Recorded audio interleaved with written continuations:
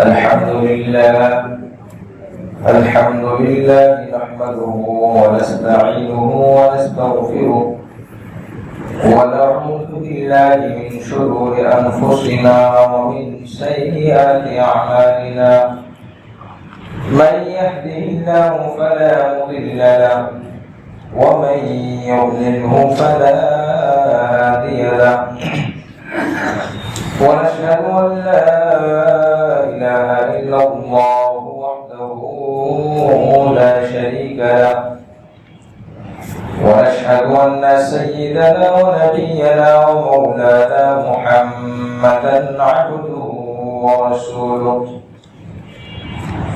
صلى الله تعالى عليه وعلى آله وأصحابه وبارك وسلم تسليما كثيرا. أما بعد فأعوذ بالله من الشيطان الرجيم. بسم الله الرحمن الرحيم. قل إن كنتم تحبون الله فاتبعوني يحببكم الله ويغفر لكم ذنوبكم والله غفور رحيم. وقال رسول الله صلى الله عليه وسلم: لا يؤمن أحدكم حتى يكون هواه تبعا لما جئت به، أو كما قال عليه الصلاة والسلام: سبحانك لا علم لنا إلا ما علمتنا إنك أنت العليم الحكيم. سبحانك لا فهم لنا إلا ما فهمتنا إنك أنت العزيز الحكيم. اللهم أنت ربي لا إله إلا أنت خلقتني وأنا عبدك وأنا على عهدك ووعدك ما استطعت وأعوذ بك من شر ما صنعت. أبوء لك بنعمتك علي وأبوء بذنبي فاغفر لي فإنه لا يغفر الذنوب إلا أنت. ذو الشكر. اللهم صل على محمد وعلى آل محمد كما صليت على إبراهيم وعلى آل إبراهيم إنك حميد مجيد. اللهم بارك على محمد وعلى آل محمد كما باركت على إبراهيم وعلى آل إبراهيم إنك حميد مجيد.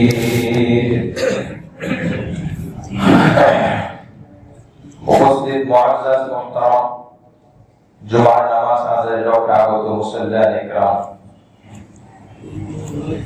আল্লাহ পাক আমাদেরকে আজ পবিত্র জুমার দিন 1446 হিজরি রবিউল আউয়াল মাসের 30 তারিখ পঞ্চম জুমা, শেষ জুমা রবিউল আউয়াল মাসে সুস্থতার সহিত ঈমানের সাথে জুমার নামাজ আদায়ের জন্য আল্লাহ সুযোগ করে দিয়েছেন। মহান রবের দরবারে শুকরিয়া আদায় করি, আলহামদুলিল্লাহ। মুহতারাম হাজিরিন, কোরআন কারীমে সূরা আলে ইমরানের একটি আয়াত তেলাওয়াত করেছি, 31 নম্বর আয়াত। হাদিস শরীফ থেকে একটি হাদিস পাঠ করা হয়েছে। মহান রব্বুল আলামিন আমাদের সকলকে কোরআন এবং সকল হাদিসে রাসূল করিম সাল্লাল্লাহু আলাইহি ওয়াসাল্লামের সকল হাদিসে জ্ঞান নূর অর্জন করা ও আমল করার তৌফিক দান করেন, আমিন।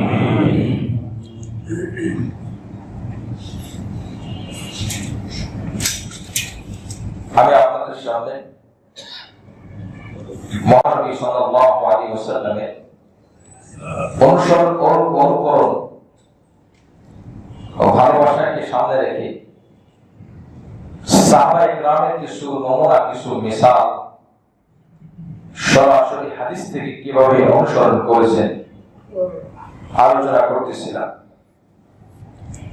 কোরআনের মধ্যে আল্লাহ পাক যে কথাটি বললেন, এই কথাটি আগে সামনে রেখে এরপরে আমরা সেদিকে যাই।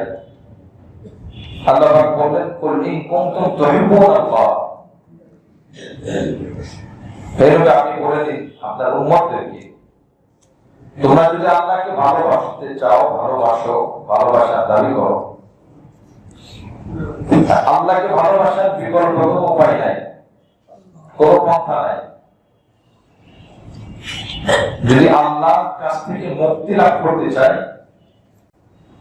আল্লাহর হুকুম মানার মাধ্যমে আল্লাহকে ভালোবাসা ছাড়া বিকল্প কোনো পথ নাই।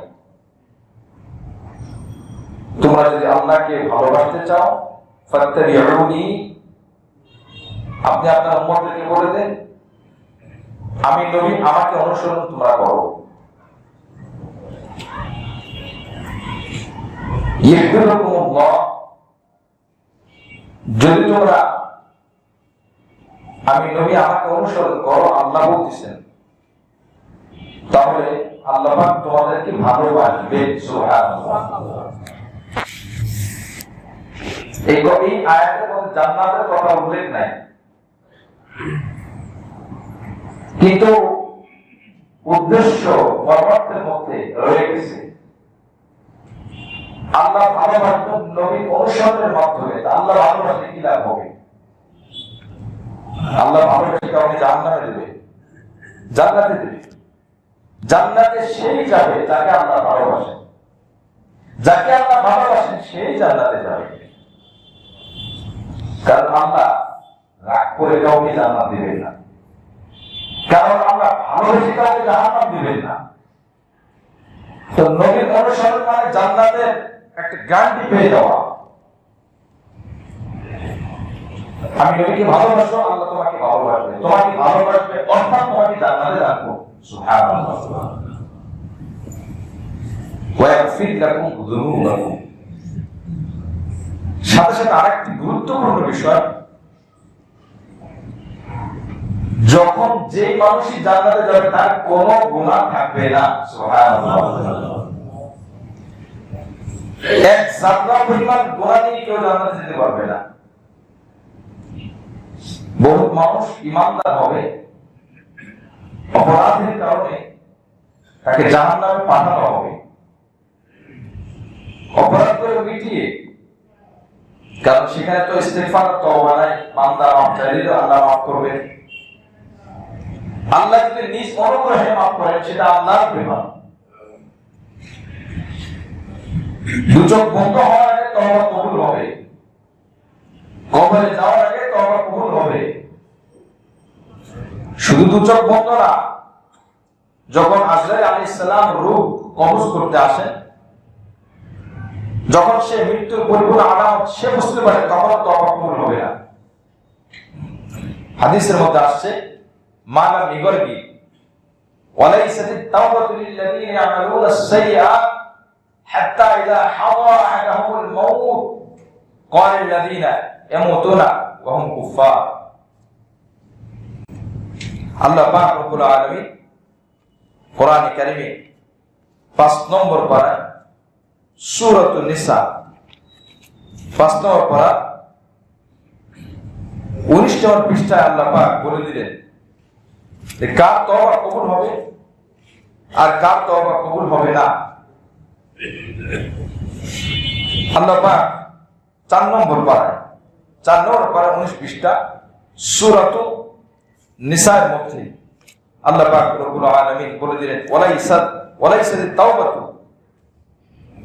ওই ব্যক্তির তওবা কবুল হবে না, ইয়ামালুনা আস-সাইয়্যাত, যে শুধু গুনাহ করেই যায়, গুনাহ করেই যায়, অপরাধ সে ছাড়ে না, শুধু গুনাহ করতেই থাকে। তওবা করে আবার মনে মনে চিন্তা করে আল্লাহ তো মাফ করে দেন, তা আবার গুনাহ করব। এটা তওবার উদ্দেশ্য না। তওবার উদ্দেশ্য হলো ওরা ছেড়ে দেওয়ার নিয়ে তো তওবা করা। হাত্তা ইযা হাদারা আহাদাহুল মাউত, মওত তার একদম কাছাকাছি চলে আসে। জান্নাতি হলে জান্নাতের চিত্র দেখানো হয়, জাহান্নামী হলে জাহান্নামের চিত্র দেখানো হয়। ওই মুহূর্তটা ওই ব্যক্তি ছাড়া দুনিয়ার আর কেউ বুঝতে পারে না যে কখন তার রূপটা উঠে যাবে। যখন তার সামনে প্রকাশ পেয়ে যায় জাহান্নাম, আল্লাহ পাক আমাদের সকলকে জান্নাত দান করেন, আমিন। তার সামনে চিত্র তুলে ধরা হয়, এই তোমাকে তোমার স্থান জাহান্নাম, একটু পরে সেখানে তুমি তোমার রূপটা পাঠিয়ে দাও। ওয়াইদা ফুজ্জা আল্লাহ ফি জাহিয়ে পাঠিয়ে দেওয়া হবে ফুজ্জাদের রূপকে। তখন সে কি করে? কোরআনের মধ্যে আল্লাহ তাআলা কথা বলছে, তওবা করে, লা ইলাহা ইল্লাল্লাহ মুহাম্মাদুর রাসূলুল্লাহ। মনে রাখতে হবে, কালিমা পড়ে যে ঈমান অবস্থায় মওত হয়, এটা তখন যখন আজরাইলকে দেখা যায় না, যখন জান কবজ হয় না, তখন ওই তওবা, তখন ওই কালিমা গ্রহণযোগ্য। আমরা কিন্তু নিশ্চিতভাবে কথা বলতে পারি না। হ্যাঁ, আলামতে বলতে পারি যে কালিমা পড়েছে। এখন কালিমাটা পড়ছে কখন, এটিকে আমরা কেউ বলতে পারি? কেউ পারি না। ঠিকই চিত্র দেখার পর যদি কেউ একবার দেখে যায়, তখন তার তওবা কবুল হবে না। এটা শুধু মৃত্যুর সময় না, দুনিয়াতে থাকা অবস্থায় যদি কিয়ামতের বড় একটা আলামত আছে, 10টি আলামতের একটা হলো সূর্য পশ্চিম দিক থেকে উঠবে, মাঝ বরাবর আসবে, আবার পশ্চিম দিকে ঢুকবে। ওই দিন ওই একবার শুধু কিয়ামতের আগে পূর্ব দিক থেকে উঠবে না। এরপরে যে ব্যক্তি তওবা করবে, সে যতই জীবন সেদিন আরো 10 বছর ইবাদত করে, তওবা করে, তার তওবা কবুল হবে না। কেন কবুল হবে না? যেহেতু সে কিয়ামতের আলামত দেখে ফেলেছে। দেখার পরে বিশ্বাস কি বিশ্বাস বলে না, দেখে বিশ্বাস করে না, বিশ্বাস না। তাহলে তাফসীরের মধ্যে এসেছে ফিরআউন কালিমা পড়েছিল, তার তওবা কবুল হয়নি। বহু মানুষ পৃথিবীতে এরকম কালিমা পড়েছে, তওবা পড়েছে। আল্লাহ পাক এখানে তওবার উদ্দেশ্য কালিমা, মাপ চেয়ে নেওয়া, ঈমানের উপরে মওত হওয়া। এইজন্য আমাদের কাছে দোয়া করা, আল্লাহ ঈমানের উপরে মওত নসিব করেন। আর ঈমানের উপর মওত নসিব সহজ হয় যখন বান্দা তার জীবনটাকে ঈমানের উপরে চালায়, ইসলামের উপরে চালায়, আমলের উপরে চালায়।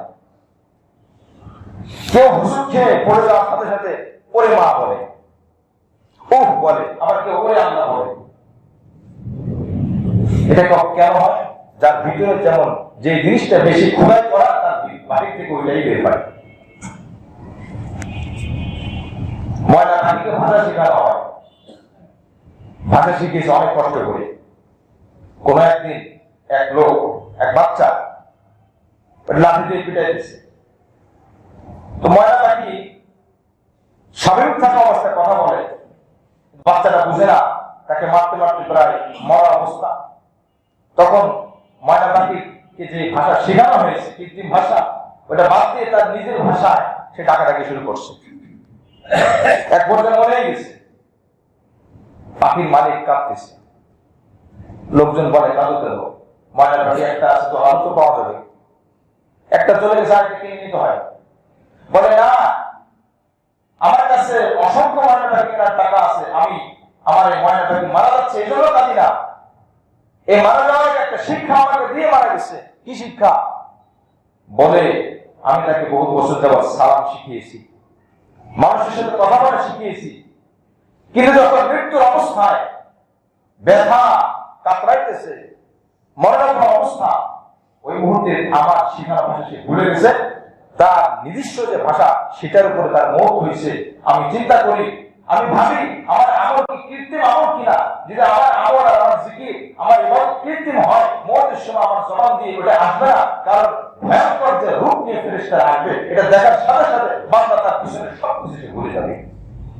কারণ সে কৃত্রিম মানুষকে দেখানোর জন্য, বা লোক অমুকে করে তাই আমিও করি, অমুকে জাকাত দেয় তো আমিও জাকাত দিই, এটা যদি কেউ করে থাকে, মুআজ্জাজ হাজিরিন, এই জন্য সব দেখানো হবে।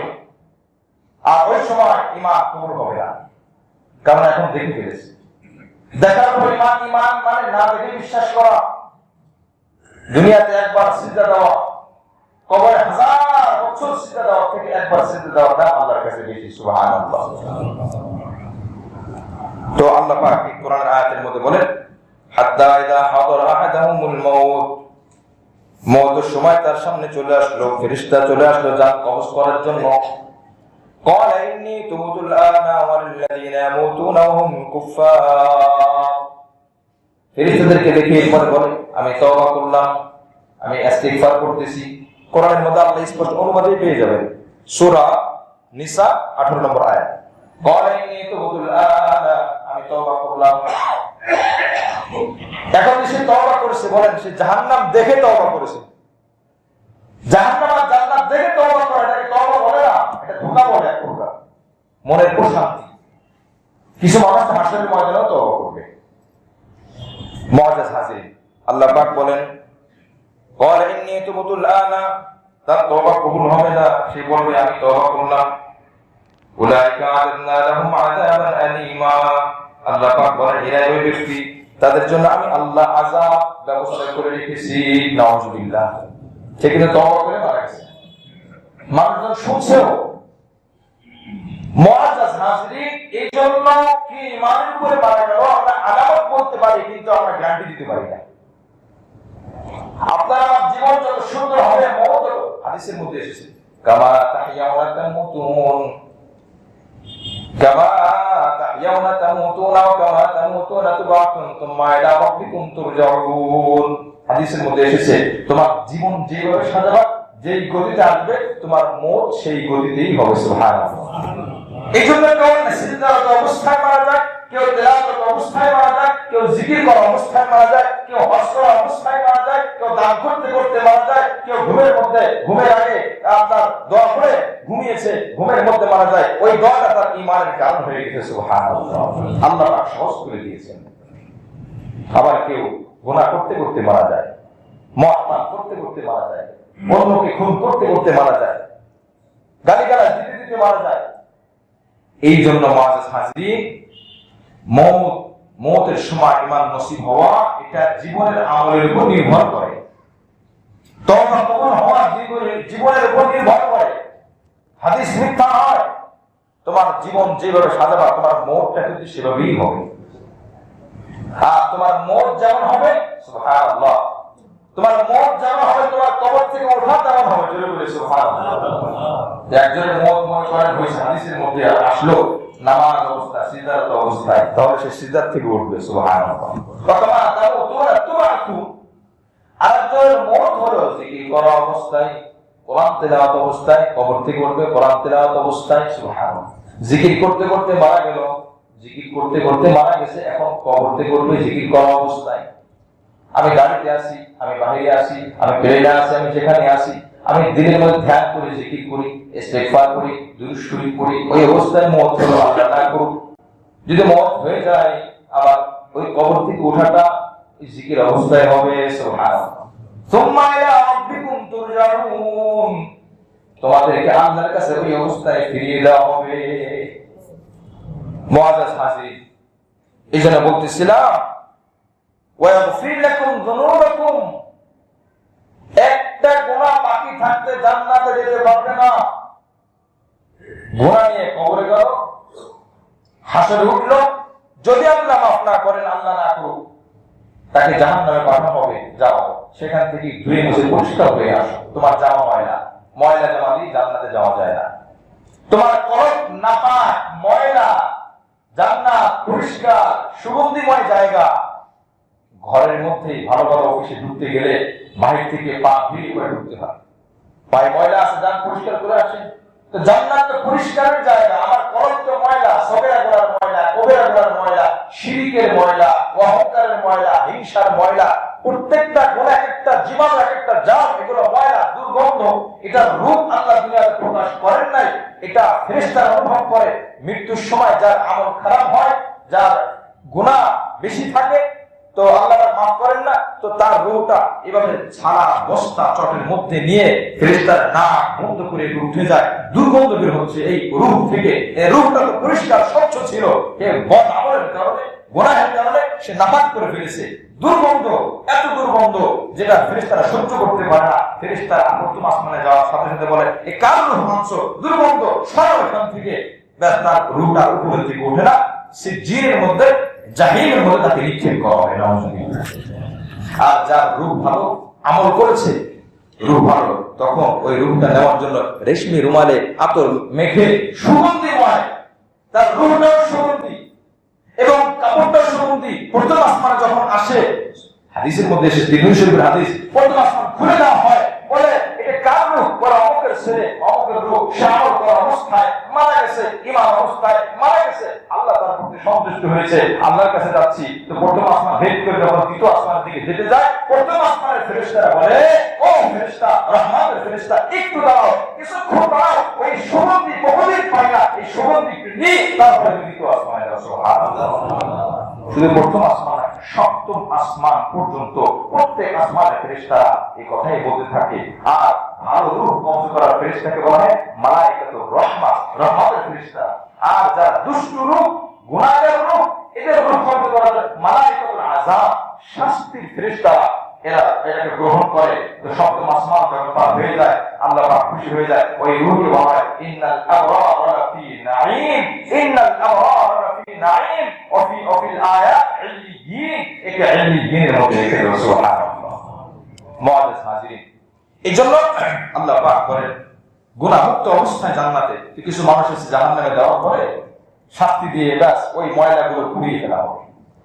ময়লাগুলো পুড়িয়ে পরিষ্কার অন্তর, এরপরে ঝর্ণা আছে, জান্নাতে যাওয়ার আগে নদী আছে, তার মধ্যে তাকে চুবানি দেওয়া হবে, পরিষ্কার করা হবে।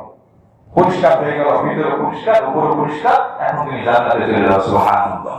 কিন্তু এই যে গুনাহের কারণে কিছু সময় সে জাহান্নামে গেল, সে এই কিছু সময় সহ্য করতে পারবে না। মুআজ্জাজ হাজিরিন, এই জন্য সবসময় চিন্তা করা যে ঈমান অবস্থায়, আমরা তো জানি যে ঈমান অবস্থায় মৃত্যু হলে সে জান্নাত, এটা ঠিক আছে, কিন্তু সাজা ভোগ করার আগে না পরে এই চিন্তাটাও রাখা দরকার। দুনিয়াতে মোমবাতিতে আগুন জ্বালিয়ে হাত দিয়ে রাখতে পারি না, তো জাহান্নামের আগুন কিভাবে সহ্য করবো? 70 গুণ বেশি তাপ হবে, 3000 বছর জ্বালানো হয়েছে। মুআজ্জাজ হাজিরিন, আল্লাহ পাক রব্বুল আলামিন বলেন ওয়া ইয়াগফির লাকুম যুনুবাকুম, আর কিছু লাগবে না, তোমার জাহান্নামে যাওয়ার কোনো দরকার নাই, খুব সহজ পন্থা, আমার নবীকে অনুসরণ করো, আমি আল্লাহ তোমার গুনাহকে মাফ করে দেব। সুবহানাল্লাহ। ওয়া ইয়াগফির লাকুম যুনুবাকুম আল্লাহু গফুরুর রহিম, আল্লাহ পাক ক্ষমাশীল এবং দয়াবান। এরপরে কি বলেন আল্লাহ পাক? ধমক দিলেন, বলে আতিউল্লাহ ওয়ার রাসূল, আল্লাহ পাক বলেন আল্লাহকে তোমরা অনুসরণ করো কোরআন মানার মাধ্যমে, ওয়ার রাসূল, রাসূলকে তোমরা অনুসরণ করো হাদিস মানার মাধ্যমে। আল্লাহ পাক বললেন দুইজনকে মানো, ফাইন তাওয়াল্লাউ, যদি তোমরা না মানো, কোরআন মানো হাদিস মানো না, হাদিস মানো কোরআন মানো না, ফাইন তাওয়াল্লাউ ফাইন্নাল্লাহা লা ইউহিব্বুল কাফিরিন, আল্লাহ পাক বলেন আল্লাহ পাক কাফিরদেরকে ভালোবাসেন না। নাউযুবিল্লাহ। না মানে কি হয়ে যাবে? সে আল্লাহ পাক কোরআনে বললেন ফাইন তাওয়াল্লাউ, তুমি মুখ ফিরিয়ে নাও। আল্লাহ থেকে মুখ ফিরিয়ে নিল, রাসূলকে মানলো, হবে না। আল্লাহকে মানছে, রাসূলের হাদিসকে উপেক্ষা করেছে, মানে নাই, হবে না। আল্লাহ পাক বলেন কাফের, আল্লাহ পাক বলেন তুমি কাফের হয়ে যাবা। আল্লাহ পাক বলেন তুমি অত কাফের হয়ে গেলে, এখন আমি আল্লাহ পাক বলছি আমি আল্লাহ কাফেরকে ভালোবাসি না। নাউযুবিল্লাহ। মুআজ্জাজ হাজিরিন, রাসূলের ভালোবাসা, রাসূলের আনুগত্য, রাসূলকে কেউ কিছু গালিগালাজ করবে আর আমার মনের মধ্যে কোনো ধরনের নড়াচড়া দিবি না, বোঝা গেল আমার ঈমান দুর্বল। কি বলে কথা ঠিক কিনা? যখনই যেখান থেকে যারাই, আপনার আমার বাবাকে যদি কেউ গালি দেয় মনে কষ্ট লাগে কি লাগে না? হ্যাঁ লাগে। এটা ভালোবাসার বহিঃপ্রকার, ভালোবাসার প্রমাণ। আমি রাসূলকে ভালোবাসি, রাসূলকে অনুসরণ করি, আমার রাসূলকে কেউ অবমাননা করবে আমি এটা বরদাস্ত করব না। আমাকে যা বলার বলো, আমার বাবা মাকে যা বলার বলো, আমাদের ভুল আছে, ভুল হতে পারে, আমি হুজুর আমার ভুল হতে পারে, আমি খুদির আমার ভুল হতে পারে, ইমাম আমি আমার ভুল হতে পারে, আমি হাজি আমার ভুল হতে পারে, একজন আলেমের ভুল হতে পারে। গণহারের সবাইকে তুমি গণধোলাই করবে, গণহার সব হাজি সাহেব খারাপ, সব আলেম সাহেব খারাপ, সব নামাজি খারাপ, এভাবে বলা কারণ ধরো সুযোগ নাই, জায়েজ নাই, অধিকার নাই। সে যেই হোক, আশ্চর্য বিষয় হয়ে যায় মুসলমান খুব শান্ত একটা ধর্মের অনুসারী, এই মুসলিমরা, মুসলমানরা খুব শান্ত মেজাজ, এদেরকে খেপিয়ে তোলে, এদের ইমানে আঘাত করে, এটা একদিকে ভালো, মাঝে মাঝে পরীক্ষা করা তার ইমান কত। রাসূলকে একজন গালি দিল, রাসূলের কি গালি দিলে কি রাসূলের মান সম্মান কমে যাবে? কি বলে কমবে? কিন্তু এখানে আমার ইমানের চাটনি, আমার ইমান পরিচয় পেয়ে যাবে, আমার ইমান কোন পর্যায়ে আছে। রাসূলকে একজন বলল যে ধর্মের হোক না কেন আমি এটা মেনে নেব। গালিবা আমর ইবনে আস রাদিয়াল্লাহু তাআলা আনহু মিশর বিজেতা বলা হয়েছে ওনাকে যে তুমি তোমার নবীকে গালি দাও, তোমাকে মুক্ত করে দিব। তিনি বলেন আমাকে যদি 100 টুকরাও করা হয়, 100 বার হত্যা করা হয়, গালি দেওয়ার দূরের কথা, নবীকে কেউ গালি দেবে সেটা আমি পছন্দ করি না। আচ্ছা ঠিক আছে, শোনো, একটা মূর্তি বানানো হবে তোমার রাসূলের, ভাস্কর্য বানানো হবে, এই তার শরীরে এক টুকরা ভেঙে ফেলা হবে, এর বিরুদ্ধে তুমি কিছু বলবে না, ব্যাস তোমাকে ছেড়ে দেওয়া হবে। আমর ইবনে আস রাদিয়াল্লাহু তাআলা আনহু বলেন অসম্ভব, আমার জান দুনিয়াতে বাকি থাকতে আমি এটাকেও মেনে নেব না। আমার রাসূলের একটা পশম আঘাত খাবে, একটা পশমে ব্যথা হবে, আর আমি আমর ইবনে আসের জান বাকি থাকবে, আমি এমন সাহাবী না এটা আমি বরদাস্ত করব। আমি তেমনই সাহাবী, দুনিয়াতে আল্লাহ পাক আমাকে যদি 100 বার হত্যা করা হয়, 100 বার শহীদ করা হয়, তারপর আমার রাসূলের শরীরে একটা পশম ছিঁড়বে, এটা আমি আমর ইবনে আস কখনো বরদাস্ত করব না। সুবহানাল্লাহ, এটা হলো ঈমান তাদের। আর আমার রাসূলে কেউ কিছু বলে আমার মনের মধ্যে কোনো নষ্ট হয় না। আপনার বড় জায়গা আছে, আপনি বলেন, আপনার লেখার শক্তি আছে, আপনি লিখে প্রকাশ করেন, হ্যাঁ, তবে আমরা কোন ধর্মের প্রতিমা উপাস্যকে গালি দেব না। একটা জাকির নায়েক একটা কথা বলেছিলেন, ভালো লেগেছে। মুসলমান খুব শান্ত থাকে, তাদেরকে উত্তেজিত করে বাহিরের কাছে এদের একটা নেগেটিভ চিন্তাধারা তুলে ধরে। মনে করেন আমার ঘরে আমি আছি, আমার ঘর থেকে আমাকে বের করে দিলেন আপনি জোর জুলুম করে, আমার ঘর আপনি দখল করলেন। এখন সুযোগ মতে আমার ঘর পাওয়ার জন্য, ন্যায্য অধিকার আদায়ের জন্য আমি কথা বললাম, আমি একটু স্লোগান দিলাম, বা আমি বললাম এটা আমার ঘর, আমি আমার ঘর পেতে চাই। যারা আমার ঘর দখল করে নিরাপদে বসবাস করছে, তারা মনে করে যে আমি যে স্লোগান দিলাম, আমি যে কথা বললাম, আমি জঙ্গি, আমি উগ্রবাদী। কি বলে বলা ঠিক কিনা? ঘরটা তো আমার ছিল, আপনি আমাকে বের করে দিন, অপরাধ হয় নাই। আপনি আমার ঘর দখল করে বসবাস করেন, এটাও অপরাধ হয় নাই। আমার ঘর দখল জন্য আমি একটু কথা বললাম, এটা আমার অপরাধ হয়ে গেল। এইভাবে কিছু দুষ্কৃতিকারীরা, কিছু মিডিয়া অপপ্রচারকারী কিছু মিডিয়া আছে, বাহির দেশে বহির দেশে ইসলামকে কলুষিত করে। ইসলামকে নিয়ে আমরা নিজেরাই গবেষণা করি না। ইসলামের যুদ্ধ ছিল, জিহাদ ছিল, কি পরিমাণ হত্যা হয়েছে, কয়টা হিস্ট্রি আমার আপনার কাছে আছে। নবীজি সরাসরি যুদ্ধে গিয়েছেন, 23টি যুদ্ধে গজওয়া করা হয়, 9টি যুদ্ধ কোনো আক্রমণ হয়নি, গিয়েছেন কাফেররা পরাজয় বরণ করে চলে গেছে, কোনো হানাহানি মারামারি কাটাকাটি হয়নি 9টি যুদ্ধে। বাকি যুদ্ধগুলো নবী আলাইহিস সালাম আক্রমণ করেছেন প্রয়োজন মতে। সারিয়া নবী আলাইহিস সালাম সাহাবাদেরকে পাঠিয়েছেন। এই কথাগুলো ভালো করে মন দিয়ে বুঝবো, গবেষণা করব। আমরা নিজেরাই আমাদের ইসলামের বিষয় নিয়ে আমরা অস্পষ্ট মধ্যে রয়ে গেছি। অনেক সময় অন্য মানুষ যখন অভিযোগ তোলে, লেখনের মাধ্যমে, বক্তব্যের মাধ্যমে নিজের মধ্যে প্রশ্ন জেগে যায়, তাহলে কি ইসলাম এমন? নবীজি সরাসরি 23টি যুদ্ধে গিয়েছেন, সাহাবায়ে কেরাম 43টি, 23 আর 43 কত হয়? 66। টোটাল এই নবীর 10 বছর জীবনীতে, যুদ্ধের জীবনী, নবীর যুদ্ধ মিলে, নবীর যুদ্ধ, সাহাবাদের যুদ্ধ, এই 66টি যুদ্ধ সংগ্রাম মিলে কি পরিমাণ মুসলমান, কি পরিমাণ কাফের নিহত হতে পারে, কি ধারণা আপনাদের? 10 বছর যুদ্ধ হয়েছে, নবী সরাসরি 23টি যুদ্ধে গিয়েছেন, সাহাবায়ে কেরামকে 43টি যুদ্ধে পাঠিয়েছেন, 66টি যুদ্ধ সংগ্রাম হয়েছে, রাতে কত লাখ লাখ মানুষ মারা গিয়েছে। বিশুদ্ধ কিতাব থেকে পেয়ে যাবেন,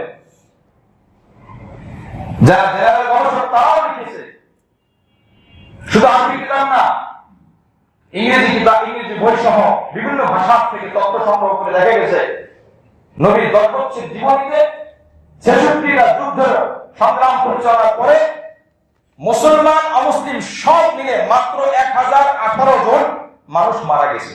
কতজন? এই তথ্য আপনারা জানেন কিনা জানি না। অথচ বাইবেল সহ বিভিন্ন কিতাবের মধ্যে, বিভিন্ন গ্রন্থের মধ্যে এরকম আছে এক যুদ্ধের মধ্যে 50,000 মানুষকে হত্যা করা হয়েছে। বিশ্বযুদ্ধের মধ্যে কোটি কোটি মানুষ মারা গেছে। সেটাকে আর বলা হয় না জঙ্গি, সেটাকে বলা হয় না সন্ত্রাসবাদ। আশ্চর্য বিষয়, ইসলাম শান্তি ধর্ম। নবী আলাইহিস সালাম অনেক শর্ত দিয়ে যুদ্ধ করতেন। প্রথমে বলতেন তোমরা পরাজয় বরণ করো, তোমার ইসলাম মেনে নাও। মানবে না তো ইসলামের হুকুম মেনে তোমরা নিরাপদ থাকো, তোমাদের নিরাপত্তা আমরা দেবো। আমি মুহাম্মদ রাসূলুল্লাহ সাল্লাল্লাহু আলাইহি ওয়াসাল্লাম সুবহানাল্লাহ। আমরা এগুলো আমরা দেখি বাড়াবাড়ি করা যাবে না, ছাড়াছাড়ি করা যাবে না। যুদ্ধ নাই এটাও বলা যাবে না, আবার যুদ্ধ আছে, সন্ত্রাসী আছে, ইসলাম সন্ত্রাসবাদ এটাও বলা যাবে না। জানার অভাব, গবেষণার অভাব। 10 জায়গায় একটা লেখা আছে আর এক জায়গায় একটা, একই লেখা 10 জায়গায় আছে একটা, আর একটা লেখা এক জায়গায় আছে। 10 জায়গায় যখন লেখা আছে মানুষ মনে করে এই 10 জায়গায় যেহেতু লেখা আছে এটাই তো বিশুদ্ধ হবে। কি বলেন কথা ঠিক কিনা বলেন তো? কোরআনের একটা আয়াত একটা দেয়ালে লেখা আছে, তার বিপরীতে 10 জায়গায় ওই আয়াতের বিরুদ্ধে 10টা কেন 10,000 লেখা আছে। ওই একটা আয়াত সত্য আর 10,000 সত্য? সব জায়গা মিথ্যা ছড়াছড়ি। কোরআন নিয়ে অপব্যাখ্যা, হাদিস নিয়ে অপব্যাখ্যা, ইসলাম নিয়ে অপব্যাখ্যা, মুসলমান মানে কেমন জন ভিতরের কাছে একটা এনার্জি। মুআজ্জিজ হাজিরিন, এটা আমাদের গবেষণা দুর্বলতা। রাসূল করিম সাল্লাল্লাহু আলাইহি ওয়াসাল্লাম, রাসূল করিম সাল্লাল্লাহু আলাইহি ওয়াসাল্লাম কতটা শান্ত, কতটা সুন্দর মনের মানুষ ছিলেন। ইসলামী বিষয়গুলো যখন তিনি বাস্তবায়ন করেছেন তখনও তিনি খুব সহজভাবে যতটুকু দরকার ততটুকু, এর থেকে বেশি না। একটা থাপ্পড় দিতে হলে হিসাব করে দিতে হবে। নবীজির যুদ্ধের ময়দান ছাড়া জীবনে কারো শরীরে একটা থাপ্পড় চপটাঘাত করে না। জোর করে সুবহানাল্লাহ। এই আলোচনাগুলো কেন তারা বলে না? 63 বছরের জীবনী 10 বছর তাও নিয়ম রেখে যুদ্ধ করেছেন, বাকি 53 বছরের জীবনী কেন আলোচনা নেই? একজন লোক মদ পান করেছে, বুখারী শরীফের মধ্যে 6777 নম্বর হাদিস। রাসূল করিম সাল্লাল্লাহু আলাইহি ওয়াসাল্লাম বলেন, নবীজির কাছে একজন লোককে আনা হয়েছে, বিরাজুলিন কদ শরিবা, মদ পান করেছে। কল এই দ্রিবিউহু, তাকে মারো তোমরা। নবী আলাইহিস সালাম শাস্তি দাও, যেহেতু মদ পান করেছে, ইসলামের রাষ্ট্র, মদ পান করা নিষেধ, তার শাস্তি রয়েছে। ফাকাল আবু হুরায়রা, আবু হুরায়রা রাদিয়াল্লাহু আনহু বললেন, ফামিন্না দারিবু বিয়াদিহি, কেউ হাত দিয়ে তাকে মারলো। ওয়াদারিবু বিনালিহি, কেন সে প্রকাশ্যে এই কাজগুলো করলো? জুতা দিয়ে মারলো তাকে। ওয়াদারিবু বিসাওবিহি, কে কাপড় দিয়ে মারলো। বুখারী শরীফ 6777 নম্বর হাদিস, 6777। ফালাম্মা ইনসারাফা, শাস্তি হয়ে গেল, এই সাহাবী ওই ব্যক্তি চলে যাচ্ছে। ফালাম্মা ইনসারাফা ক্বালা বা'দুল কওম, কিছু কিছু লোক অতি আবেগ আপ্লুত হয়ে বলতে লাগলো, আফজাকাল্লাহু আফজাকাল্লাহ। এর অর্থ বাংলায় আসলে আমি বোঝাতে পারবো না। আল্লাহ তাকে ধ্বংস করুক, আল্লাহ তাকে লাঞ্ছিত করুক, এই কথাটি বলেছে। শাস্তি কিন্তু হয়ে গেছে, শাস্তি হয়ে যাওয়ার পরে চলে যাচ্ছে, তখন কি বললো? আল্লাহ তোকে লাঞ্ছিত করুক, আল্লাহ তোকে ধ্বংস করুক, এই কথা বলেছে। জুতা পিটা দিয়ে যুদ্ধ পিটা করেছে, কাপড় দিয়ে মেরেছে, হাত দিয়ে মেরেছে, তো মুখ দিয়ে একটা ভৎসনামূলক কথা বলছে, এটা কি বা হবে? সাহাবারা এই চিন্তাই বলেছে। নবী কি বললেন? লা তাকুলু হাকাযা, লা তাকুলু হাকাযা, তোমরা এরকম নিন্দামূলক কথা তাকে বলো না। জোরে বলি সুবহানাল্লাহ। সবগুলো বিধানগুলোকে আমরা সামনে জানি না, দুই একটা হাদিস জানি, দুই একটা আয়াত জানি, ব্যাস লাগাই। মুআজ্জিজ হাজিরিন, কষ্টের জায়গা। কষ্টটা হলো এই, নামাজ না পড়লে অত কষ্ট লাগে না, কিন্তু নামাজের ব্যাপারে অবজ্ঞা করলে যত কষ্ট লাগে। ইসলাম না মানলে অত কষ্ট লাগে না, নবী আলাইহিস সালাম ইসলামের ব্যাপারে অবজ্ঞা করলে যে পরিমাণ কষ্ট পান। নবী বললেন এইভাবে বলো না। কেন হুজুর? তাকে জুতা পেটা বললাম, এর থেকে লাঞ্ছনার কি হতে পারে? মুখ দিয়ে না বলছি। বলে না, ওটা ছিল একটা শাস্তি, নির্দিষ্ট সীমারেখা ছিল, এটা শেষ হয়ে গেছে, এখন সে তোমাদের ভাই। লা তুইনু আলাইহি শাইতান, শয়তানকে, তার বিরুদ্ধে শয়তানকে সাহায্য করো না। জোরে বলে সুবহানাল্লাহ। শয়তানকে তার বিরুদ্ধে সাহায্য করো না। তোমরা বলবে লাঞ্ছনা, আল্লাহ পাক তাকে লাঞ্ছিত করুক, শয়তান খুশি হয়ে যাবে, শয়তান পিছনে লেগে থাকবে, তার জীবন ধ্বংস হবে, পরিবার ধ্বংস হবে। এটা আমি রাসূল কখনোই পছন্দ করি না। সুবহানাল্লাহ। এই হলো আমার আপনার রাসূল সাল্লাল্লাহু আলাইহি ওয়াসাল্লাম। এইসব যুদ্ধের কথা বলার আগে এই হিস্ট্রিগুলো আগে পড়বো। 1018টি, কোনটা আমি পেয়েছি 1172টি। আপনি যদি 2000 ধরেন, এক এক যুদ্ধে লক্ষের অধিক মানুষ হত্যা করা হয়েছে। আল্লাহ পাক রব্বুল আলামিন আমাদের সকলকে ইসলামের সঠিক জ্ঞান অর্জন করে এবং বুঝার তৌফিক দান করেন, আমিন। একজন সাহাবী উসামা রাদিয়াল্লাহু তাআলা আনহু, উনি একজন কাফেরের উপর আক্রমণ করেছে। ওই কাফের যখন দেখছে যে উসামার সাথে আমি পারতেছি না, যুদ্ধ শেষ হয়ে গেছে, নবী আলাইহিস সালামের কাছে ঘটনা আসছে, ওই কাফেরকে এক পর্যায়ে যখন নিচে পড়ে গেছে, যখন দেখো উসামার সাথে আর পেরে ওঠে না, তখন মুখে লা ইলাহা ইল্লাল্লাহ পড়ে বসে উসামা রাদিয়াল্লাহু আনহু তাকে হত্যা করছে। নবীর কাছে ঘটনা চলে গেছে। নবীজি বললেন, فأدركت رجل فقال لا إله إلا الله فطعنته فوقع في نفسي من ذلك فذكرته للنبي صلى الله عليه وسلم فقال رسول الله صلى الله عليه وسلم أقال لا إله إلا الله وقتلته। সে তার মুখ দিয়ে বলেছে লা ইলাহা ইল্লাল্লাহ, এই অবস্থা তুমি তাকে হত্যা করেছো? তখন ওই সাহাবী বলেন, কুলতু ইয়া রাসূলুল্লাহ ইন্নামা ক্বালাহা খাওফাম মিনাস সিলাহি। নিজে মাতার জন্য মানুষ অনেক ওজর আপত্তি পেশ করে। নবী বললেন, কালেমা পড়া অবস্থায় কেন তুমি তাকে হত্যা করলে? বাস্তব ঘটনা তো উনি বলেন যে বাস্তব ঘটনা তো হুজুর আপনি দেখেন নাই, খাওফাম মিনাস সিলাহি, সেটা আমার ভয়ে আত্মরক্ষার জন্য কালেমা পড়েছে। তার কথায় যুক্তি আছে কি আছে না বলেন? যুক্তি আছে। নবীজি কি বললেন? আফালা শাকাকতা আন কলবিহি হাত্তা তা'লামা ক্বালাহা আম লা।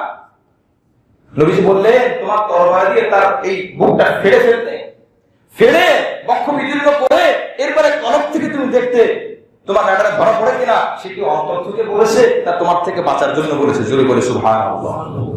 এখানে ব্যাখ্যা হলো, যদি সে বাঁচার জন্যই বলে থাকে সেটা হিসাব আল্লাহ নেবেন।